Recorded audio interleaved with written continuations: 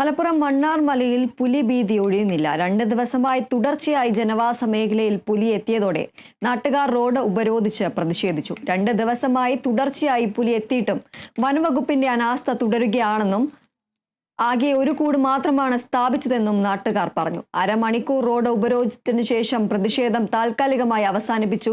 കഴിഞ്ഞ 6 മാസമായി പ്രദേശത്ത് പുലിയുടെ സാന്നിധ്യമുണ്ട്. ഇതോടെ പിരിവിട്ട് നാട്ടുകാർ CCTV സ്ഥാപിക്കുകയായിരുന്നു.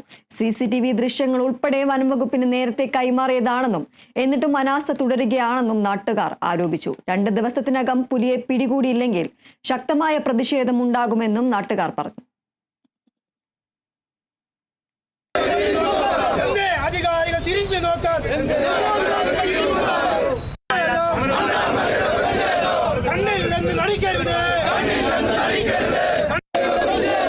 വനം വകുപ്പ് നീതി പാലിക്കുക.